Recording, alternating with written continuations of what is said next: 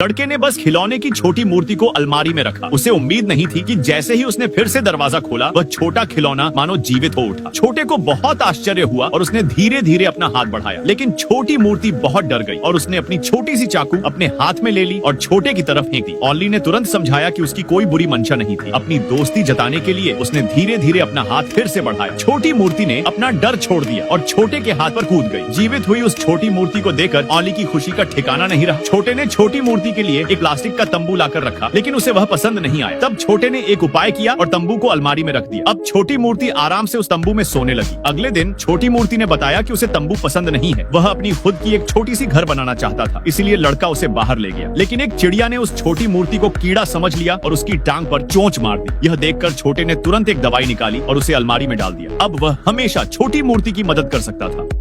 एक औरत ने 10,000 रत्नों के बीच से एक टूटा हुआ कटोरा चुना। वो कटोरे में पानी भरकर लाई और उसे सोने की मूर्ति के हाथ में डाल दिया। मूर्ति ने पानी सच में पी लिया। फिर अचानक बगल का पत्थर का दरवाजा खुल गया। अंदर से सैनिकों का एक बड़ा समूह और एक बूढ़ी औरत बाहर आई। बूढ़ी औरत ने अपनी टोपी उतारी और अचानक रूप बदल लिया। देखते ही देखते वह रंग बिरंगी चमकने लगी और वहाँ की सोने की रानी बन गई। रानी ने कहा कि यहाँ की हर चीज का अपना एक नियम है, बिना अनुमति इसे छूना बहुत खतरनाक हो सकता है। पर एक आदमी ने उसकी बात नहीं मानी। उसने सुना था कि अगर कुछ सिक्के मूर्ति को चढ़ाए जाएं तो और अधिक रत्न मिल सकते हैं। तो उसने एक सिक्का उठाया और उसे सोने की मूर्ति पर रखा। सच में मूर्ति ने फिर से हरकत की और सिक्का ले लिया। आदमी को लगा कि अब उसे और अधिक रत्न मिलेंगे और वो खुशी से नाचने लगा। तभी जमीन अचानक कांपने लगी और आदमी लगभग गिर ही जाता। सभी ने बड़ी मेहनत से आदमी को बचाया और उसे वापस खींच लिया। आदमी ने विशेष गुणों वाले पाउडर को पानी में डाला, फिर इसे हल्के से हिला दिया। उसने उसकी उंगली उसमें डुबो दी। जब उसकी उंगली पूरी तरह गीली हो गई तो उसने टेबल पर एक साधारण सा चित्र बनाया। इसके बाद उसने अल्ट्रावायलेट लाइट का इस्तेमाल किया और एक छिपा चिन्ह तुरंत दिखाई देने लगा। इस तरीके की सफलता को देखकर आदमी ने एक प्राचीन सिक्का लिया, उसे पानी में डुबोकर उस पर पाउडर लगाया। सिक्के के सूखने के बाद उसने उसे एक प्लास्टिक बैग में पैक किया और गुमनाम रूप से म्यूजियम को भेज दिया। म्यूजियम के क्यूरेटर को उपहार मिला और उसने इस दुर्लभ सिक्के को उत्सुकता से देखा, यह जानते हुए कि वह एक बारीकी से तैयार किए गए जाल में फंस चुका है। तभी एक अन्य व्यक्ति ने एक लेजर का प्रयोग कर म्यूजियम के भीतर एक संवेदनशील डिवाइस पर निशाना लगाया, जिससे सुरक्षा प्रणाली सक्रिय हो गई और एक कीमती ऐतिहासिक दस्तावेज को स्वयं चलित रूप से भूमिगत गोदाम में भेज दिया गया। क्यूरेटर ने अलार्म सुना और जल्दी से सुरक्षा कक्ष की ओर दौड़ा। जैसे ही उसने सुरक्षा कोड डालने के लिए कीबोर्ड छुआ, इस पर छिपा पाउडर उसके हाथों पर लग गया। इस बीच वो आदमी जिसने काफी देर से इंतजार किया था, म्यूजियम के तकनीकी सहायक के रूप में तैयार होकर एक बड़ी चोरी को अंजाम देने के लिए म्यूजियम में प्रवेश कर गया। हर सुबह एक आदमी उठता है और 2 हिस्सों में बंट जाता है। इस तरह के होने के बावजूद वह इसका खूब आनंद लेता है। उसका निचला हिस्सा विरोधियों के बीच में दौड़ता है, लेकिन बीच बीच में सुंदरता का भी मजा लेता है। ऊपरी हिस्सा घर पर ही रहकर जी भरकर खाता है, लेकिन इस बार निचले हिस्से ने किसी की बात नहीं मानी और दूर चला गया। ऊपरी हिस्सा चिंतित होकर उसे खोजने बाहर निकला और इस दौरान एक लड़की से उसकी मुलाकात हो गई और दोनों का रिश्ता बन गया। हालांकि ऊपरी हिस्सा खुद पर शंका करने लगा, क्योंकि वह हर दिन बेहिसाब खाता था और उसके शरीर की हालत बिगड़ने लगी थी। इसीलिए उसने खुद से यह रिश्ता तोड़ने का फैसला कर लिया। लेकिन उन्हें नहीं पता था कि निचले हिस्से ने यह सब देख लिया। गुस्से में आकर निचला हिस्सा भी घर छोड़कर कहीं और निकल गया। ऊपरी हिस्सा बहुत दुखी हो गया। फिर उसने और उसकी गर्लफ्रेंड ने एक योजना बनाई। उनके मन में आया कि निचले हिस्से को मनाने के लिए वह एक मोटरसाइकिल पर घूमने निकले और अपने साथ एक कप चाय भी लेकर चले। इस तरह निचला हिस्सा समझेगा कि ऊपरी हिस्से को उसकी जरूरत है। थोड़े ही समय में निचला हिस्सा घर वापस आ गया और वे आखिरकार फिर से एक हो गए।